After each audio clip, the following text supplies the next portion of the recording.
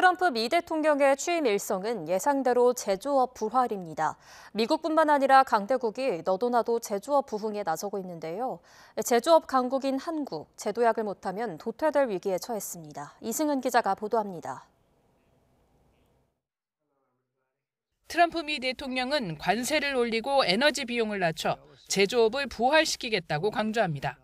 중국도 올해가 마지막 해인 중국 제조 2025 계획을 첨단 산업으로 옮겨가고 있고 유럽연합은 반도체에 65조를 투자해 5년 뒤 반도체 시장 점유율을 20%로 높인다는 목표를 세웠습니다. 제조업은 곧 일자리이기 때문입니다. 전 세계 제조업 보조금 규모도 지난 2023년 810조 원으로 8년 만에 10배 늘었습니다. My message to every business in the world is very simple. Come make your product in America and we will give you among the lowest taxes of any nation on earth. To sustain our growth in the next quarter of the century, Europe must shift gears. The European Commission is presenting our roadmap, the competitiveness compass, which will drive our work for the next 5 years. 제조업이 만든 수출품으로 성장한 한국. 각종 위기에도 경제가 오뚜기처럼 회복한 건 세계 최고 수준의 경쟁력을 갖춘 제조업 덕분입니다. 유엔 산업개발기구 제조업 경쟁력 지수를 보면 한국은 2017년부터 2년 연속 독일과 중국에 이어 세계 3위를 기록했습니다. 하지만 이후 세계 5위로 떨어지더니 4위에 머물고 있습니다.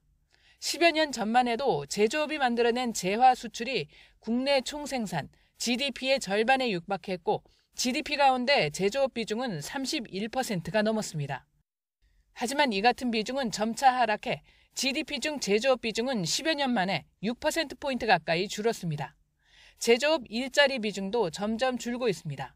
지난해 8.5%였던 수출 증가율은 올해 1.5%로 뚝 떨어질 것으로 전망되면서 좋은 일자리 찾기는 더 힘들어질 것으로 우려됩니다. 전문가들은 특히 2차 전지와 철강, 석유화학 등 우리 주력 산업에서 치고 올라오는 중국이 가장 큰 위협이라고 말합니다. 이 초격차 기술 개발 역량을 키우고 고부가 제품 이런 부분에 대해서 경쟁력을 중국과 벌려나갈 필요가 있습니다. 디지털 AI 전환, 탄소 중립과 같은 이른바 이 대전환기를 맞고 있는데 여기에 우리가 얼마나 잘 대응하느냐 이게 한국이 제조 강국의 위상을 유지하는 시금석이 될 것으로 보입니다. GDP 중 제조업 비중이 OECD 평균의 2배인 한국. 내후의 환 속에 제조업 제도약이 필요한 시점입니다. YTN 이승은입니다.